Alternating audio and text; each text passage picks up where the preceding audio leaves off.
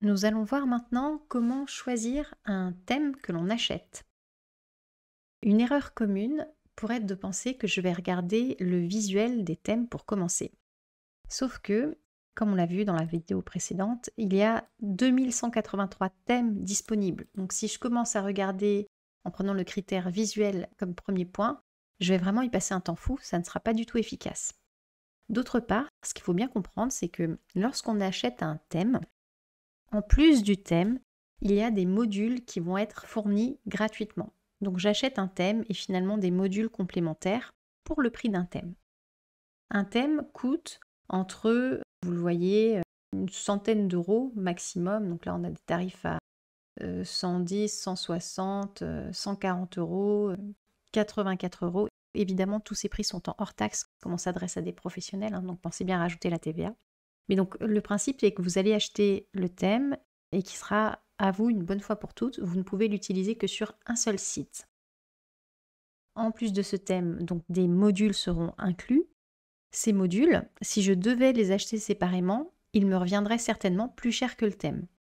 Donc c'est vraiment en termes de processus, la meilleure manière de procéder, c'est d'abord de rédiger son cahier des charges, comme je l'ai déjà expliqué. Donc de lister que doivent permettre de faire le site et de regarder, de choisir ces thèmes en regardant d'abord les fonctionnalités qu'ils vont inclure. Et ça, on va pouvoir le faire grâce à la fameuse recherche à facettes qu'on a sur le côté. Donc comment on va procéder? Le premier critère qu'on nous propose, c'est la compatibilité avec les versions de PrestaShop.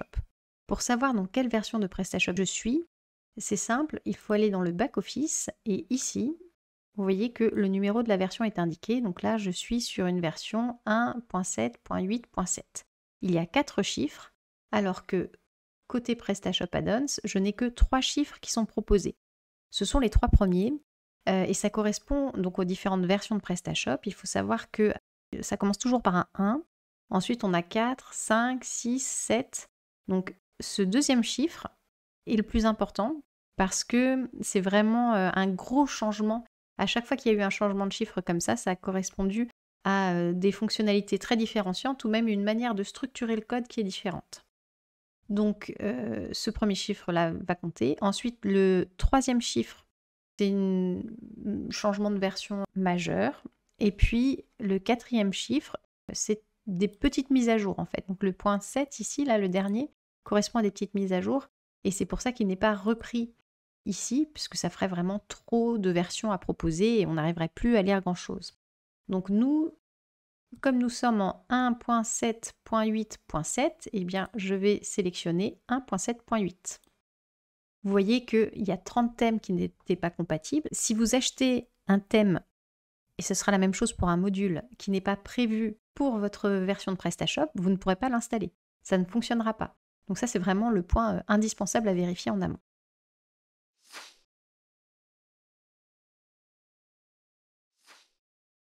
Ensuite, on va me proposer de choisir pour quelle catégorie de produits le thème a été développé.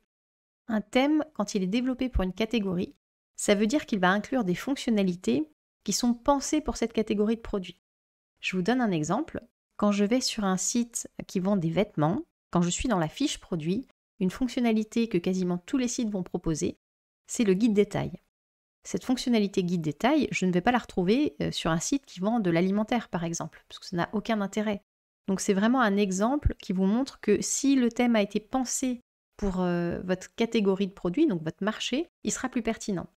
Donc ça c'est vraiment quelque chose d'intéressant. Donc imaginons que je prenne au hasard, alors on va prendre les maisons et jardins, mais peu importe. Vous voyez que mon nombre de thèmes a quasiment été divisé par 10. J'en ai malgré tout encore 245 là de proposés, ce qui fait beaucoup. Et si je m'arrête, si je commence à regarder les visuels maintenant, je vais encore une fois y passer trop de temps. Donc je continue dans ma recherche. On me propose ensuite la langue du produit, c'est-à-dire dans le vocabulaire de PrestaShop, est-ce que le thème a été traduit dans différentes langues? Traduire un thème, ça ne veut pas dire que tout votre contenu sera traduit. Quand vous allez rajouter des fiches produits, quand vous allez créer des catégories de produits, ce sera bien à vous de traduire ces contenus. Mais un thème, il a des éléments natifs dans une langue. Donc par exemple, vous voyez là le contactez-nous sur ce thème de PrestaShop, connexion, le panier, le rechercher ici, les produits populaires qui sont là, les informations du footer. Donc tout ça sont des éléments qui sont créés dans une certaine langue. Et si votre thème est traduit, eh bien vous pourrez très facilement rajouter une autre langue et ces éléments auront été traduits.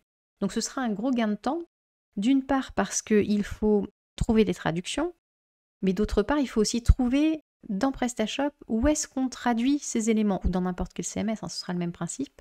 Et ce travail-là, il prend beaucoup de temps, parce que ça peut être rangé à plein d'endroits, donc vous allez faire des essais pour dire, tiens, si je change ce mot à cet endroit-là, est-ce que en front office, c'est bien au bon endroit qu'il change, ou est-ce que j'étais pas au bon endroit pour changer finalement? Alors, un petit warning quand même. Comme on dit, la confiance n'exclut pas le contrôle. C'est pas parce que c'est marqué que c'est traduit, le thème, que c'est forcément bien traduit. Vous devez quand même vérifier. Il peut y avoir des erreurs de langage. Donc moi, si je veux un thème en français, je sélectionne. Et donc vous voyez que je passe de 245 à 228. Mais je pourrais aussi vouloir avoir un thème en grec. Et là, dans ce cas, il n'y en aurait plus que 25 de disponibles.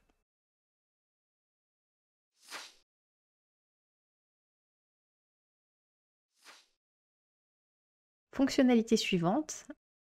Là, je rentre dans le dur de ce qui va correspondre à mon cahier des charges, c'est-à-dire les fonctionnalités incluses. Donc quand je vais acheter mon thème, qu'est-ce qu'il va permettre de faire sans que je rajoute d'argent? La première possibilité, c'est responsive. Donc bonne nouvelle, j'ai bien 228 thèmes qui sont responsives. Donc je rappelle, responsive, ça veut dire que votre thème va se lire sur les différents devices, c'est-à-dire aussi bien sur l'ordinateur, le desktop, que le mobile ou la tablette. On voit d'ailleurs ce visuel qui a été proposé sur ce thème-là, où on voit le thème qui se lit parfaitement sur les différents devices et donc qui a été adapté pour les différents devices. Puisque vous voyez que sur ce visuel-là, sur desktop, j'ai des zones blanches à gauche et à droite des produits, alors que je ne les ai pas sur la tablette.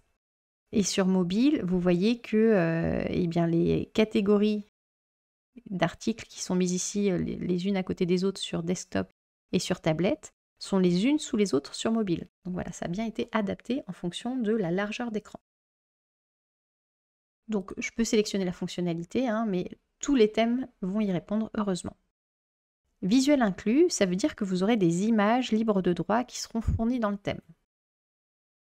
Les fichiers PSD inclus, ça veut dire que les maquettes que nous avons vues dans la vidéo sur le choix du thème soit acheté, soit créé sur mesure, donc les maquettes du thème seront fournies, donc les fichiers Photoshop.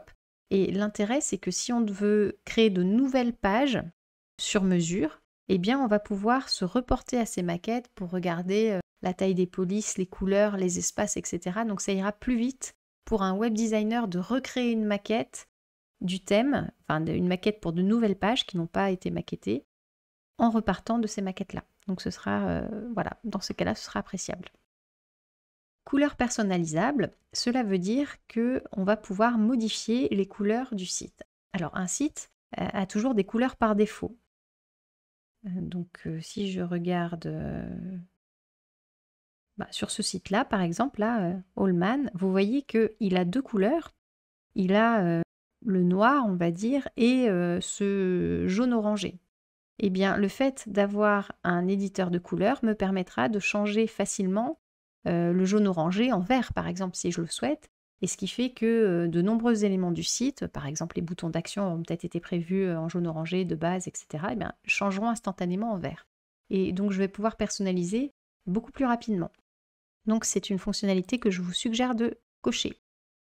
Les polices personnalisables, maintenant, cela signifie que vous allez pouvoir changer en back-office les polices de caractères. Alors, ce qui n'est pas natif dans PrestaShop, comme ce n'est pas un CMS fait pour le contenu, si vous souhaitez modifier des polices, nativement, vous ne pouvez pas le faire. Avec un thème où il est écrit police personnalisable, ça veut dire qu'en back-office, vous avez à un moment une entrée qui va vous permettre de choisir parmi plusieurs polices. Attention, le choix, le nombre de polices entre lesquelles vous aurez le choix va dépendre du thème. Donc sur certains thèmes, vous aurez le choix entre peut-être 15 polices différentes. Sur d'autres thèmes, vous aurez le choix parmi toutes les Google Fonts, donc qui sont des centaines. Donc ce sera beaucoup plus personnalisable. Deuxième point d'attention, dans PrestaShop, quand vous allez pouvoir choisir vos polices, vous ne pourrez pas changer la police à chaque page produit, par exemple. Vous allez simplement dire la balise H1, donc la balise H1 qui est le titre de votre page en référencement naturel, donc le titre de votre page, aura toujours telle police. Le H2 aura telle police, etc., etc. Et donc vous allez changer pour un type de balise par défaut.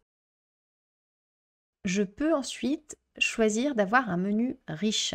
Alors qu'est-ce que le menu riche?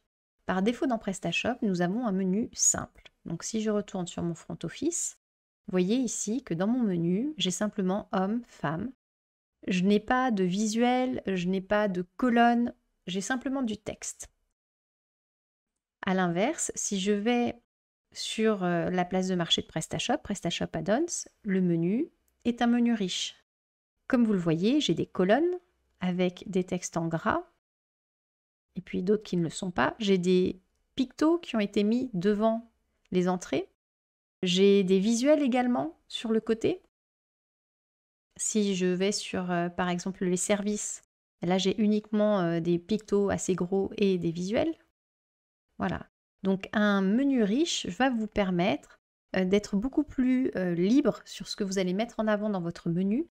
Et c'est extrêmement important puisque le menu, c'est un endroit qui est très visible et visité. Donc d'une part, il faudra être clair sur la manière dont vous allez structurer l'information dans le menu, mais d'autre part, c'est un excellent endroit pour communiquer.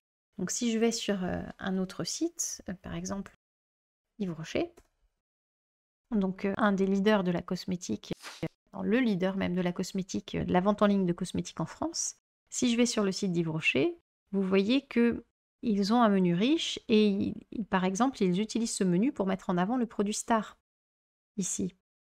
Ou des shampoings solides, encore un produit star, voilà. Une nouveauté, vous voyez sur le parfum. Donc le menu devient un espace de communication également.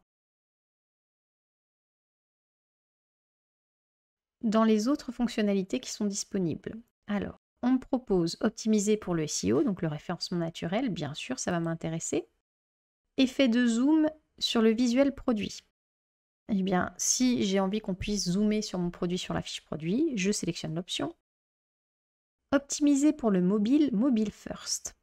Donc mobile first, cela signifie que votre thème a été développé d'abord pour le mobile. Quand un thème est développé, en général, il est fait d'abord pour un device. Donc pendant longtemps, les thèmes ont été faits pour desktop et ensuite adaptés pour le mobile.